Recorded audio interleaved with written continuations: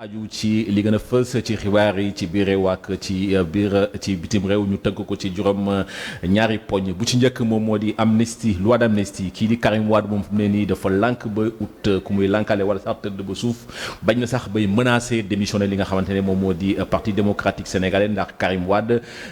ci proposition bi nga xamante ne bi proposition d'amnistie la bàyyeekoo ci njiitu réew mi nekk na lu nga xamante ne bi neexu ko te moom ak Khalifa Sall te moom Karim Wade moo ngi dànqaafu ne te bu ñu naree wootee li nga xamante ne moom moo di proposition loi boobu lay jël ñeel li nga xamante ne moom moo di amnistie bi dina démissionner ci parti démocratique bu Sénégal jëmale ko ci député yi nga xamante ne bi député libéraux yi nga xamante ne ñu ngi ci assemblée nationale ngir rek ñu bañ a voter loi boobule ñu gis ne rek kii di doomu Abdoulaye Wade moom fu mu ne nii lu mu bëgg moom moo di révision procès bu ñu sukkandikoo ci ki nga xamante ne moom moo yor seen kaddu ci parti bi di député Nafissatou Diallo dolli waat ne loolu dafa nekk ci Karim li ngay wax ni li ñuy wax ni question d'honneur ak dignité ci li nga xamante ne moom moo di affaire boobule te dox digganteem ak njiitu réew mi donc lu ni mel Lamine Diouf ana lan lañ ci mën a wax. waaw li ñu ci mën a wax rek Karim Wade il est dans ses droits en tant qu'un citoyen condamné pour des faits d'enrichissement illicite moom mu ngi ci ay droit am ne moom bëggul amnistie mais lii la bëgg révision du procès parce que le procès de Karim Wade comme ñëpp ni ko xamee a été totalement décrié par l'opinion nationale comme internationale parce que le Sénégal a été condamné par le groupe de travail des Nations Unies dans le cadre même du déroulement du procès pour ñu wax ne procès bi c'était pas équitable te dafa nekkoon loo xam ne dafa ñëwoon dans l'arsenal juridique sénégalais comme lu bees parce que c'est dans le cadre de ce qu'on appelait une juridiction spéciale la cour de répression de l'enrichissement illicite mu andi doxalin bu bees ci côté ni ñu àttee ñi nga xam ne dañ leen tuumal ne ñoo def wala ñoo jël li ñuy wax deniers publics détournement de deniers publics léegi li ci nekkoon particularité mooy dans le cadre du fonctionnement normal de la justice quand on accuse quelqu'un il faut que la personne qui accuse amène la preuve de l'infraction qu'on l'accuse mais dans le cadre de l'enrichissement illicite on assiste à ce qu'on appelait le renversement des droits de la preuve parce que ki nga xam ne moom accusé moom mooy andi preuve yi mooy andi preuve ne ki accusé mooy wax l'accusé ne ko andil preuve ne ni nga enregistré woo licite na wala licidul foofu renversement la parce que normalement yow mi ko wax ne yaa def yow yaa war a prouver ne il a fait et dans le cadre de l'enrichissement illicite da nga ne la personne s'est enrichie de façon illicite maintenant il appartient dans le cadre de la mise en œuvre de la CREI que la personne accusée amène les preuves de la licéité de sa richesse mu wane ne li moom il s'est enrichi pas comme on l'accuse mais de façon licite loolu bon renversement la mais c'est un principe sacro-saint parce qu'il y a le principe du droit de la défense boo xam ne yoon daf ko may képp koo xam ne dañ ko accuser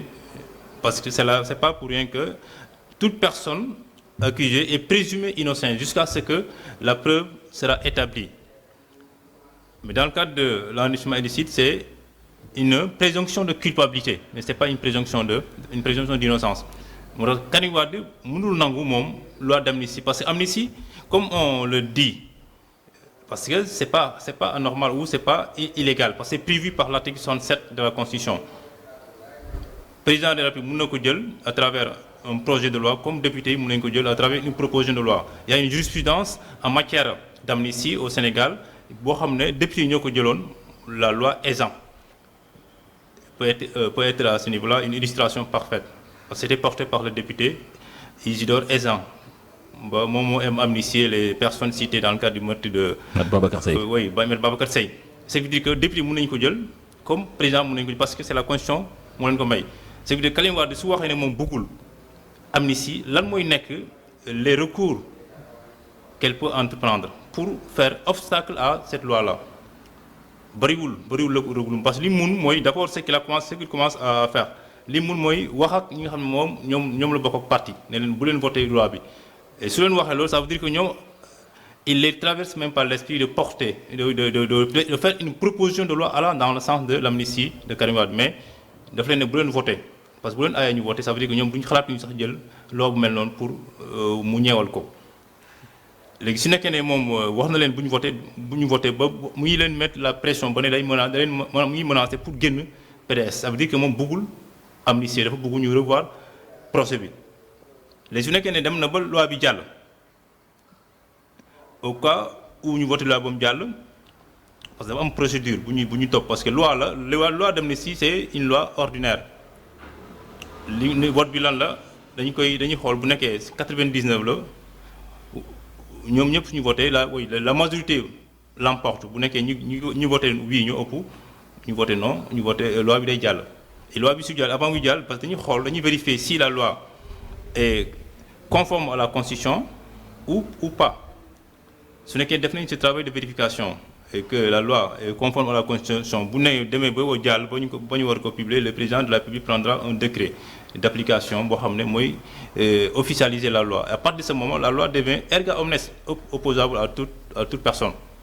mais très bien parce que bu demee donc ba wax ne nga xam nga donc lii c'est une affaire ou plutôt c'est une question d'honneur et de dignité donc qu'est-ce que ça sous-entend en fait? Ça sous-entend que lui il ne reconnaît pas les faits dont on lui reproche. À lui reprocher. Ouais. Il ne reconnaît pas. Il rejette intégralement les faits d'enrichissement illicite yu ñu ko accusé loolu moo tax bëggul parce qu'il est question d'honneur et de dignité mais toujours est-il que la loi portant loi d'amnistie au Sénégal ne fait pas obstacle même su nekkee ne jàll na loi bi jàll na mun na aussi waxaat ne parce qu'il y a l'article 10 de la loi portant amnistie au Sénégal qui dit que l'amnistie ne fait pas obstacle à toute autorisation de révision d'un procès mun na déclencher procès bi toujours mu yoru may na ko loolu à part déclencher procès bi pour ñu revoir lu mun mooy ñu wax ne ñu abroger loi bi te abrogation loi bi day nekkat beneen jafe-jafe boo xam loi bi parce que su xasee entrer en vigueur moom mënutul ko def ko l'application va tomber automatiquement et ça sera immédiat te moom mënutul ko bañ foog mu soumettre appliquer kii amnistie bi mënutu ko bañ moo tax à ce niveau là ça sera trop tard mais il n'a pas tort de dire que lui il ne veut pas une loi d'amnistie parce qu'il reconnaît pas les faits à lui reprocher dafa bëgg ñu réviser procès bi defaat ko mais là aussi bu nekkee ne am na des relents politiques pour la loi d'amnistie qui est soulevée depuis ces derniers jours moom lu ko bu nekkee am na ambition pour nekk candidat 2024 la révision du procès ne va pas l'arranger parce que du procès bi mënul jeex su ko commencé woon fii ba 2024 ça veut dire que amnistie bi nag bu nekkee ne soxla na ko moom dina mu tax mu nekk candidat parce que c'est un peu l'objectif pour que ñu rétablir leen dans leur droit civil et dans le droit politique c'est le cas de Karim Wade et Khalifa Sall